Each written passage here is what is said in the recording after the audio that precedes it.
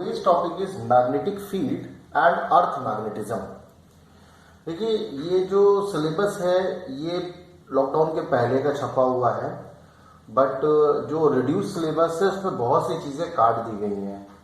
जैसे पहले क्या क्या सिलेबस में था, a current carrying loop as a magnetic dipole, its magnetic dipole moment, magnetic dipole moment of a revolving electron, magnetic field intensity due to a magnetic dipole on the axial line and equatorial line, torque on a magnetic dipole in a uniform magnetic field, bar magnet as an equivalent solenoid, magnetic field lines, earth magnetic field and magnetic element। देखिए अर्थ magnetic field और magnetic element ये हटा दिया गया है। साथ साथ जो magnetic dipole moment of revolving electron है ये भी सिलेबस में नहीं है, बट हम इसका सारा टॉपिक पढ़ाएंगे ताकि अगर आपको कोई कंपटीशन में ये टॉपिक आते हैं तो आप कंफ्यूज ना हो। So let's start. पहला टॉपिक है current loop as a magnetic dipole या magnetic dipole moment on a current loop. तो देखिए ये हम लोग ने पहले पढ़ा कि अगर किसी करंट कैरिंग लूप को किसी एक्सटर्नल मैग्नेटिक फील्ड में रख दें, उस लूप में अगर करंट आई एम्पियर का फ्लो हो रहा है, उस लूप द्वारा जो एरिया कवर किया गया है वो ए है और एक्सटर्नल मैग्नेटिक फील्ड की इंटेंसिटी बी है और लूप जो एंगल बना रहा है मैग्नेटिक फील्ड के साथ वो थीटा है, तब टॉर्क बराबर क्या होता है I A B sine theta. अब देखिए यहाँ एन नहीं यूज किया, एन का मतलब होता है नंबर ऑफ टर्न्स, मतलब उस लूप में सिर्फ और सिर्फ एक टर्न है, तो टाउ बराबर क्या होता है I A B sine theta. अगर एन टर्न्स होते तो क्या हो जाता है N A B sine theta. तो ये जो आई ए है या एन आई ए है that is called magnetic moment या मैग्नेटिक डाइपोल मोमेंट। तो N is called magnetic dipole moment और इसका फॉर्मूला होता है एम बराबर एन आई ए या आई ए। तो देखिए लिखा हुआ है magnetic dipole moment of a current carrying loop that is M is equal to N I A. ये फॉर्मूला याद रखिएगा, इंपॉर्टेंट है। नेक्स्ट आते हैं magnetic dipole moment of a revolving electron. अगर कोई इलेक्ट्रॉन रिवॉल्व कर रहा है तो उसका मैग्नेटिक डाइपोल मोमेंट निकालना है। मान लीजिए इलेक्ट्रॉन है तो उसका इलेक्ट्रॉनिक चार्ज क्या होता है ई। वो एक सर्किल कंप्लीट करने में जो टाइम लेता है वो कैपिटल टी, जिसे हम कहते हैं टाइम पीरियड। तो एक सर्किल कंप्लीट करने में जो करंट डेवलप होगा वो करंट बराबर क्या होगा I is equal to E upon T. अब टी क्या है टाइम पीरियड। अब टाइम पीरियड क्या होगा उस सर्कुलर पाथ का circumference divided by velocity of electron. इस वैल्यू को यहां रख दें तो आई बराबर क्या होगा E V upon 2 pi R. अब क्या होता है कि जो इलेक्ट्रॉन जिस सर्कुलर पाथ में घूम रहा है उसका एरिया क्या होगा, एरिया बराबर होगा पाई आर स्क्वायर। अब मैग्नेटिक मोमेंट का फॉर्मूला लगा देते हैं। मैग्नेटिक मोमेंट का मैग्नेटिक डाइपोल मोमेंट का फॉर्मूला क्या होता है आई ए। आई क्या है करंट, ए क्या है एरिया। तो आई का फॉर्मूला है E V upon 2 pi R और ए का फॉर्मूला है पाई आर स्क्वायर। तो देखिए पाई से पाई और आर स्क्वायर से आर कैंसिल, तो बचेगा ई वी आर अपॉन 2। तो किसी चार्ज द्वारा जो सर्कुलर पाथ में घूम रहा है उसका मैग्नेटिक डाइपोल मोमेंट क्या होगा charge into velocity into radius of the circular path divided by 2। Next आते हैं magnetic field of a magnetic dipole. किसी मैग्नेट द्वारा जो मैग्नेटिक डाइपोल तैयार होता है उसकी फील्ड इंटेंसिटी निकालने का सिर्फ फॉर्मूला आपके सिलेबस में है, इसका प्रूविंग नहीं है। ठीक, मान लीजिए एक हमारे पास बार मैग्नेट है और इस बार मैग्नेट की लेंथ है 2L। इसके सेंटर से R दूरी पर एक पॉइंट है P जिस पर हमें मैग्नेटिक फील्ड इंटेंसिटी निकालनी है। तो इस पोजीशन को कहते हैं एक्सियल पोजीशन या एंड ऑन पोजीशन। तो देखिए फॉर्मूला क्या होगा, सिर्फ फॉर्मूला आपको याद रखना है। B बराबर क्या होगा mu naught upon 4 pi 2m upon R cube. M क्या है that is called magnetic dipole moment of a bar magnet. ठीक, अगर कोई बार मैग्नेट है तो उसका मैग्नेटिक डाइपोल मोमेंट दिया होगा, और अगर कोई करंट कैरिंग कंडक्टर की वजह से जो मैग्नेट बनता है तो उसका मैग्नेटिक डाइपोल मोमेंट हम लोग कैलकुलेट कर सकते हैं जिसका फॉर्मूला होता है NIA। बट याद रखिएगा परमानेंट बार मैग्नेट का मैग्नेटिक डाइपोल मोमेंट निकाला नहीं जाता, ठीक, वो दिया होता है। तो एंड ऑन पोजीशन पर किसी बार मैग्नेट द्वारा जो मैग्नेटिक फील्ड इंटेंसिटी होती है उसका फॉर्मूला होता है B is equal to mu naught upon 4 pi 2m upon R cube. दूसरा आता है ब्रॉड साइड ऑन या इक्वेटोरियल पोजीशन पर। ये हमारे पास एक बार मैग्नेट है, इसके सेंटर से r दूरी पर एक पॉइंट P है, बार मैग्नेट की लंबाई है 2l और पूछा जा रहा है कि इस पॉइंट P पर मैग्नेटिक फील्ड इंटेंसिटी क्या होगी। तो इसका फॉर्मूला होता है B is equal to mu naught upon 2 pi m upon R cube. सिर्फ फॉर्मूला याद रखना है। इक्वेटोरियल या ब्रॉड साइड ऑन पोजीशन पर किसी बार मैग्नेट परमानेंट मैग्नेट द्वारा जो मैग्नेटिक फील्ड की इंटेंसिटी होती है उसका फॉर्मूला क्या होगा, B is equal to mu naught upon 4 pi m upon R cube. ठीक, एक्सियल पोजीशन पे क्या होता है 2m अपॉन आर क्यूब और ब्रॉड साइड ऑन पोजीशन पे क्या होता है m अपॉन आर क्यूब। अब मान लीजिए कोई बार मैग्नेट किसी एक्सटर्नल मैग्नेटिक फील्ड में रखा जाए तो उस पर टॉर्क क्या लगेगा। देखिए बार मैग्नेट है, इसका मान लीजिए मैग्नेटिक डाइपोल मोमेंट क्या है m। तो देखिए फॉर्मूला क्या होता है, डेवलपमेंट नहीं है, प्रूविंग नहीं है, किसी की भी प्रूविंग नहीं करनी है, सिर्फ फॉर्मूला याद रखना है। अगर किसी एक्सटर्नल मैग्नेटिक फील्ड B में एक करंट कैरिंग लूप रखा जाता जिसमें n टर्न्स होते, करंट I एम्पियर का फ्लो होता और उसके द्वारा एरिया इंक्लोज किया जाता A और एंगल बना रहा होता थीटा, तब टॉर्क का फॉर्मूला क्या होता है NIA B sin थीटा। अब ये NIA क्या होता है, इसे कहते हैं magnetic dipole moment. This is called magnetic dipole moment. अब किसी बार मैग्नेट में मैग्नेटिक डाइपोल मोमेंट कैलकुलेट नहीं किया जाता, वो दिया जाता है। तो किसी एक्सटर्नल मैग्नेटिक फील्ड में अगर कोई बार मैग्नेट रखा जाए जिसका मैग्नेटिक डाइपोल मोमेंट m हो, एक्सटर्नल मैग्नेटिक फील्ड B हो और थीटा एंगल पे रखा हुआ है, तब टॉर्क बराबर क्या होगा mb sin theta, where m is magnetic dipole moment of bar magnet. Next आते हैं, अगर मान लीजिए कोई करंट कैरिंग सोलेनॉइड है, current carrying solenoid as an equivalent to a bar magnet. देखिए जो करंट कैरिंग सोलेनॉइड होता है वो बिल्कुल बार मैग्नेट की तरह बिहेव करता है।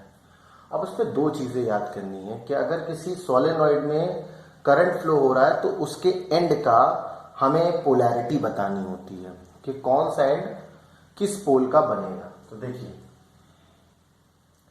कोई करंट कैरिंग सोलेनॉइड हो या बार मैग्नेट हो, दोनों ही नॉर्थ साउथ डायरेक्शन में रुकते हैं, इसीलिए करंट कैरिंग सोलेनॉइड को बार मैग्नेट की तरह माना जाता है। अब हम निकालते हैं किसी करंट कैरिंग सोलेनॉइड के एंड नॉर्थ या साउथ कैसे होगा ये हम लगाते हैं। मान लीजिए करंट कैरिंग सोलेनॉइड है और उसके किसी एंड को अपनी तरफ फेस करने पर अगर जो उसके लूप में करंट फ्लो हो रहा है वो करंट अगर एंटी क्लॉकवाइज फ्लो हो रहा है तो वो एंड उस सोलेनॉइड का हो जाएगा नॉर्थ पोल, और अगर उसका एंड अपनी तरफ फेस करने पर उसमें जो लूप है, लूप में करंट का डायरेक्शन क्लॉकवाइज हो तो वो एंड हो जाएगा साउथ पोल। याद रखिए, anti clockwise north pole, clockwise south pole. Next आते हैं magnetic field lines, important topic है। तो मैग्नेटिक फील्ड लाइंस अगर पूछा जाए डेफिनेशन तो सिंपल सा है, magnetic field lines are closed imaginary curves which tells the direction of magnetic field at any particular point। ये इसकी डेफिनेशन बनती है। किताब में क्या लिखा है देखिए, the lines of force in a magnetic field are those imaginary lines which continuously represent the direction of magnetic field। The tangent drawn at any point on the line of force shows the direction of magnetic field at that point। किसी point पर अगर हम tangent draw कर दें, यहां पे tangent draw करें तो मैग्नेटिक फील्ड का डायरेक्शन ये, यहां पे टेंजेंट ड्रॉ करें तो मैग्नेटिक फील्ड का डायरेक्शन ये, यहां पे टेंजेंट ड्रॉ करें तो मैग्नेटिक फील्ड का डायरेक्शन ये। मतलब मैग्नेटिक फील्ड लाइंस पर जहां पर भी हम टेंजेंट ड्रॉ करते हैं वो टेंजेंट का डायरेक्शन मैग्नेटिक फील्ड लाइंस का डायरेक्शन हो जाता है। ये डेफिनेशन लिख लीजिए, याद कर लीजिए। अब आते हैं properties of magnetic field lines, और एक चीज और होती है similarity and difference between magnetic field lines and electric field lines. Syllabus में भी है और इम्पॉर्टेंट है। देखिए जो मैग्नेटिक फील्ड लाइंस की प्रॉपर्टीज हैं उनको डिस्कस करते हैं।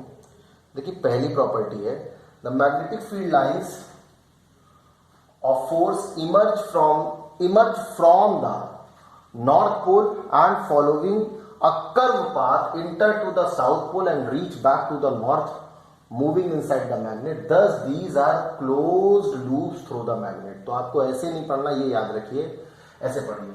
Magnetic field lines are imaginary curve in an imaginary closed loops.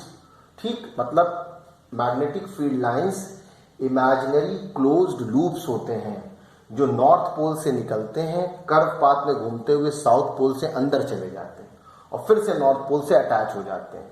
तो पहली जो डिफरेंस है इलेक्ट्रिक फील्ड लाइंस और मैग्नेटिक फील्ड लाइंस का वो यही है कि magnetic field lines closed loop होते हैं जबकि electric field lines closed loop नहीं होते.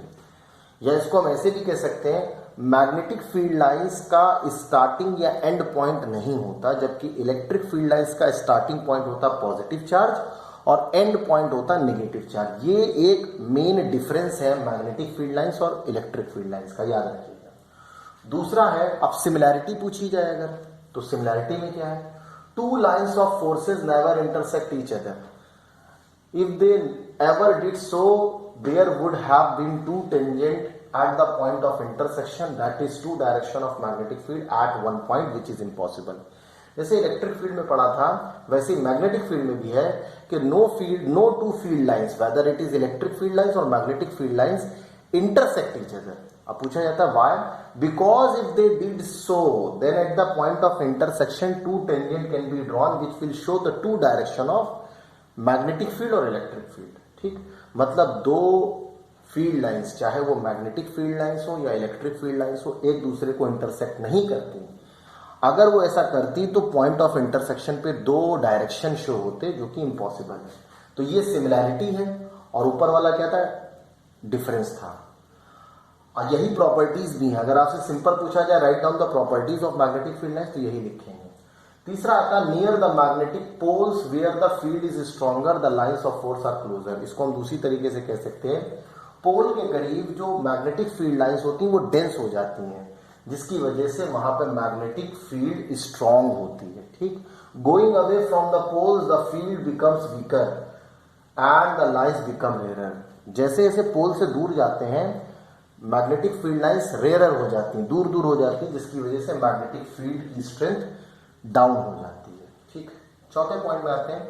इन a uniform magnetic field as the earth magnetic field at a place the lines of force are parallel and equidistant. देखिए जहां पर भी मैग्नेटिक फील्ड या इलेक्ट्रिक फील्ड अगर यूनिफॉर्म है तो याद रखिए यूनिफॉर्म फील्ड में फील्ड लाइंस पैरेलल होती हैं. ठीक, ये भी एक सिमिलैरिटी है इलेक्ट्रिक फील्ड या मैग्नेटिक फील्ड की. No lines of force will pass through the neutral point. अब देखिए क्या होता है, इलेक्ट्रिक फील्ड में तो नहीं मगर मैग्नेटिक फील्ड में न्यूट्रल पॉइंट्स हमें मिलते हैं. न्यूट्रल पॉइंट वो पॉइंट होते हैं जहां मैग्नेटिक फील्ड जीरो हो जाती है. अगर हम एक मैग्नेट को ऐसे ही रखें तो मैग्नेट के कोई ऐसे दो पॉइंट होंगे जहां पर अगर मैग्नेटिक कंपास को ले जाएं तो उस पर कोई डिफ्लेक्शन नहीं आएगा. ठीक, तो no lines of force will pass through the neutral point. जो न्यूट्रल पॉइंट होते हैं वहां कोई भी मैग्नेटिक फील्ड लाइंस नहीं जाती. ठीक, नेक्स्ट आते हैं अर्थ मैग्नेटिक फील्ड. देखिए रिड्यूस सिलेबस में तो ये नहीं दिया बट पढ़ लीजिए, इंपॉर्टेंट है. इसी पे बेस्ड न्यूमेरिकल ज्यादातर इस चैप्टर से पूछे जाते हैं. तो देखिए अर्थ मैग्नेटिक फील्ड के तीन कंपोनेंट होते हैं. पहला कंपोनेंट क्या है, पहले हम लोग पढ़ेंगे अर्थ मैग्नेटिक फील्ड क्यों है. हम क्यों कहते हैं कि अर्थ में मैग्नेटिक फील्ड है, क्यों. फ्रीली सस्पेंडेड मैग्नेट हमेशा नॉर्थ साउथ डायरेक्शन में रुकता है. A freely suspended magnet needle stage in north south direction. ये कंफर्म करता है कि अर्थ में मैग्नेट है. दूसरा सपोर्टिव आंसर क्या है, अगर हम किसी आयरन रॉड को अर्थ में नॉर्थ साउथ डायरेक्शन में दफना दें तो कुछ समय के बाद वो मैग्नेट की तरह बिहेव करने लगता है. तो वही चीज है, an iron piece buried in earth becomes a magnet. ये भी एक सपोर्ट है कि अर्थ में मैग्नेटिक फील्ड है. चौथा है अवेलेबिलिटी ऑफ न्यूट्रल पॉइंट. किसी भी मैग्नेट को रखने पे उसके पास दो पॉइंट ऐसे होते हैं जहां मैग्नेटिक फील्ड जीरो होती है, जो इस बात को कंफर्म करता है कि यहां पर मैग्नेट की मैग्नेटिक फील्ड और अर्थ की मैग्नेटिक फील्ड इक्वल हो गई हैं और अपोजिट हैं, इसलिए वहां पर मैग्नेटिक फील्ड जीरो। तो ये तीन ऐसे स्टेटमेंट हैं जो इस बात का सपोर्ट करते हैं कि अर्थ में भी मैग्नेटिक फील्ड है। अब आते हैं अर्थ की मैग्नेटिक फील्ड को समझने के लिए डायग्राम। देखिए, अर्थ का दो मेरिडियन होते हैं। देखिए, समझिए, जैसे अर्थ का ये जो डॉटेड लाइन दिखाई दे रहे हैं इसे कहते हैं ज्योग्राफिकल मेरिडियन, ठीक।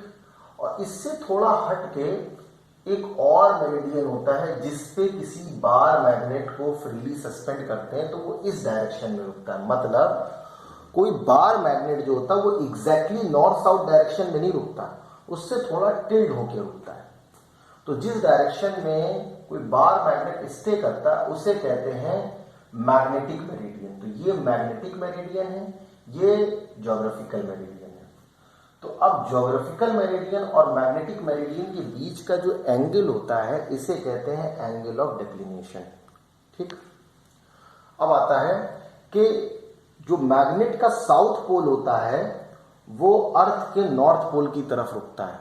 याद रखिएगा, हमेशा नॉर्थ पोल जो अर्थ का है वो मैग्नेट के नॉर्थ को अट्रैक्ट करता है। तो अर्थ का जो नॉर्थ ज्योग्राफिकल नॉर्थ पोल है वो एक्चुअली मैग्नेटिक साउथ होता है, और जो अर्थ का ज्योग्राफिकल साउथ पोल है वो मैग्नेटिक नॉर्थ होता है। अब आते हैं elements of earth magnetic field.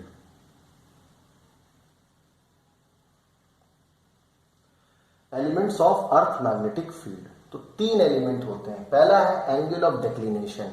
अभी हमने आपको बताया किसी पॉइंट पर ज्योग्राफिकल मेरिडियन और मैग्नेटिक मेरिडियन के बीच के एंगल को कहते हैं एंगल ऑफ डिक्लिनेशन। तो इसकी डेफिनेशन देखिए, यहां लिखी हुई है नीचे। At any place the acute angle between the magnetic meridian and geographical meridian is called the angle of declination. ये इतनी डेफिनेशन इंपॉर्टेंट है, इसको याद कर लीजिए। इसको अल्फा से रिप्रेजेंट करते हैं। So what is angle of declination? At any place the acute angle between the magnetic meridian and the geographical meridian is called angle of declination. दूसरा एलिमेंट होता है एंगल ऑफ डिप, और इसे angle of inclination भी कहते हैं। Angle of dip और magnetic inclination या एंगल ऑफ इंक्लिनेशन। अगर हम किसी मैग्नेटिक निडल को फ्रीली सस्पेंड करें तो वो एग्जैक्टली हॉरिजॉन्टल नहीं रुकती, बल्कि हॉरिजॉन्टल से थोड़ा सा टिल्ट होकर रुकती है। तो हॉरिजॉन्टल लाइन और मैग्नेटिक निडल के झुकाव के बीच का जो एंगल होता है this is called angle of dip, ठीक। फिर से समझिए, जब हम किसी मैग्नेटिक निडल को फ्रीली सस्पेंड करते हैं तो वो एग्जैक्टली हॉरिजॉन्टली नहीं रुकती है, वो हॉरिजॉन्टल के साथ थोड़े से झुकाव के साथ स्टे करती है। तो मैग्नेटिक निडल और हॉरिजॉन्टल के बीच जो एंगल होता है that is called angle of dip. तो इसकी डेफिनेशन क्या है? The angle of dip at a place is the angle between the direction of earth magnetic field. अच्छा, जिस डायरेक्शन में ये निडल रुकती है वो डायरेक्शन होता है अर्थ की मैग्नेटिक फील्ड का हॉरिजॉन्टल कंपोनेंट, ठीक। मतलब ये निडल जिस डायरेक्शन में रुकी है वो डायरेक्शन अर्थ की मैग्नेटिक फील्ड का हॉरिजॉन्टल कंपोनेंट है। So the angle of dip at a place is the angle between the direction of earth magnetic field and the horizontal in the magnetic meridian at that place. मतलब earth की magnetic field का horizontal component और magnetic meridian का horizontal component, इन दोनों के बीच का जो एंगल होता है that is called angle of dip. इसको थीटा से रिप्रेजेंट करते हैं। तीसरा पॉइंट आता है horizontal component of earth magnetic field. इसको समझने के लिए डायग्राम देखते हैं। देखिए, ये जो पीछे वाला प्लेन है शेडेड प्लेन, ये है ज्योग्राफिकल प्लेन या ज्योग्राफिकल मेरिडियन, और ये जो प्लेन वाला फ्रंट में दिख रहा है ये है मैग्नेटिक मेरिडियन। तो जब भी हम किसी मैग्नेटिक निडल को फ्रीली सस्पेंड करते हैं तो वो जिस प्लेन में होती है उसे मैग्नेटिक मेरिडियन कहते हैं। अब देखिए, मैग्नेटिक मेरिडियन और ज्योग्राफिकल मेरिडियन के बीच का एंगल ये जो दिख रहा है, मतलब ये प्लेन व्हाइट और ये शेडेड पोर्शन के जो बीच का एंगल है that is called angle of declination, ठीक। अब अगर किसी मैग्नेटिक नीडल को फ्रीली सस्पेंड कर दें तो वो हॉरिजॉन्टल के साथ जितने एंगल पर झुके हुए रुके, इन दोनों के बीच के एंगल को कहते हैं एंगल ऑफ डिप।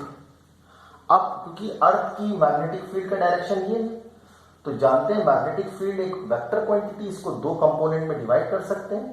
तो ये अर्थ की मैग्नेटिक फील्ड है बीई जिसे कहते हैं, इसके दो कंपोनेंट हो जाएंगे। This is called horizontal component of earth magnetic field which is called BH, and this is called vertical component of earth magnetic field that is called BV. ठीक, तो तीसरा इंपॉर्टेंट कंपोनेंट होता है horizontal component of earth magnetic field. अब इसको हम लोग पढ़ लेते हैं। So the horizontal component is the component of Earth's magnetic field in the horizontal direction in the magnetic meridian. किसी मैग्नेटिक मेरिडियन में अर्थ की मैग्नेटिक फील्ड का जो हॉरिजॉन्टल कंपोनेंट होता है that is called the horizontal component of earth magnetic field. Diagram में समझ गए। अब हम आते हैं थीटा की वैल्यू निकालने के लिए। देखिए, अगर अर्थ की मैग्नेटिक फील्ड बीई है और ये थीटा है, तो बीएच बराबर क्या होगा, बीई कॉस थीटा, और बीवी बराबर क्या होगा, बीई साइन थीटा। जिसके साथ थीटा एंगल लेते हैं वो कॉस कंपोनेंट होता है, ठीक, और दूसरा कंपोनेंट साइन कंपोनेंट हो जाता है। तो अर्थ की मैग्नेटिक फील्ड का हॉरिजॉन्टल कंपोनेंट निकालना हो तो हमें क्या लगाना है, बीएच बराबर बीई कॉस थीटा, और वर्टिकल कंपोनेंट क्या होगा, BV is equal to BE sine theta. अगर इन दोनों इक्वेशन को स्क्वायर करके ऐड करते हैं तो देखिए बीएच का स्क्वायर और बीवी का स्क्वायर, मतलब BH square plus BV square बराबर क्या होगा, बीई स्क्वायर और ब्रैकेट में sine square theta plus cos square theta, जिसकी वैल्यू 1 हो जाएगी। तो हमारे पास क्या आ जाएगा, BE square is equal to BH square plus BV square. Square उधर चले जाएगा तो स्क्वायर रूट में बदल जाएगा। तो अर्थ की मैग्नेटिक फील्ड हॉरिजॉन्टल कंपोनेंट और वर्टिकल कंपोनेंट के बीच का रिलेशन इंपॉर्टेंट है, इसको मार्क कर लीजिए। So the magnetic field of earth that is equal to under root of BH square plus BV square.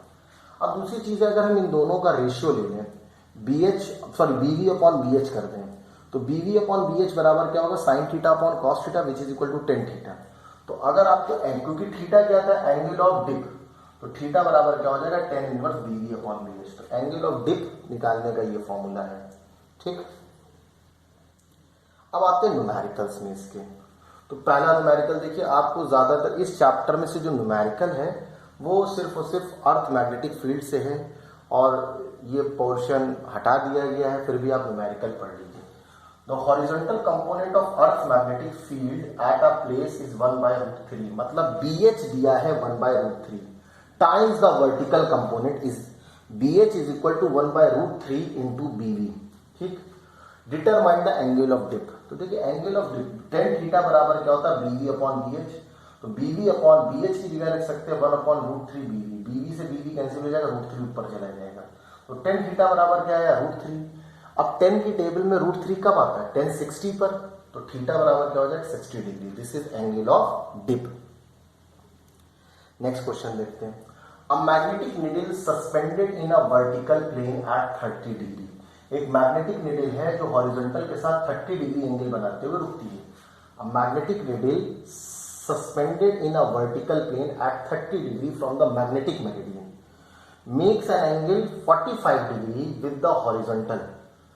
Find the true angle of dip. तो देखिए, if BH and BV be the horizontal and vertical component of Earth's magnetic field in the magnetic meridian, then the true angle of dip is given by. तो true angle क्या होता है, tan theta बराबर BV upon BH। अब देखिए क्या कह रहे हैं, now in the vertical plane at 30 degree from the magnetic meridian, भाई मैग्नेटिक मेरिडियन के साथ वो 30 डिग्री पे रुक रहा है। द हॉरिजॉन्टल कंपोनेंट BH बराबर क्या हो जाएगा, BH cos थीटा। अब देखिए क्या है, एक्चुअल में ये एक्चुअल हॉरिजॉन्टल कंपोनेंट है और हमें कितना बताया जा रहा है कि वो एक्चुअल के साथ 30 डिग्री बनाते हुए रुक रहा है। तो अगर ये थीटा है तो ये क्या हो जाएगा, BH cos थीटा, ठीक। तो देखिए BH डैश बराबर BH cos theta, while the vertical component is still BV, therefore the apparent angle of dip theta dash in their place will be given by, तो tan theta dash बराबर क्या होगा, BV upon BH dash, ठीक। Here BH dash is equal to BH cos theta and theta is equal to what given, that is 45 degree. मतलब जो theta dash है वो 45 degree है। तो हम लोग फॉर्मूला क्या लगा देंगे, tan theta बराबर क्या होता है, BV upon BH, और BH की जगह क्या लिखेंगे, BH dash। तो 1045 बराबर BV upon BH cos theta. अब BH की वैल्यू क्या दी गई है, देखिए डिवाइडिंग द इक्वेशन, अब इसको और ऊपर वाली इक्वेशन को डिवाइड कर देते हैं क्योंकि ये ट्रू वैल्यू है। tan theta upon tan 45 is equal to, देखिए बीबी से बीबी कैंसिल हो जाएगा, बीएच ऊपर चला जाएगा, बीएच से बीएच कैंसिल हो जाएगा, बचेगा क्या cos 30। अब इसको हम इधर लिए हैं तो tan थीटा बराबर tan 45 इंटू tan 30, tan 45 की वैल्यू 1 होती है और tan 30 की वैल्यू 1/√3 या 0.866, तो आंसर आ जाएगा 0.86। तो true value of angle of dip क्या हो गई, tan inverse 0.866 which is equal to 41 degree.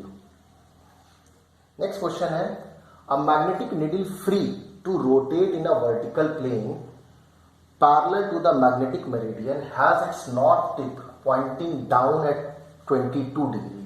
तो pointing down का मतलब angle of dip दिया गया 22 degree with the horizontal।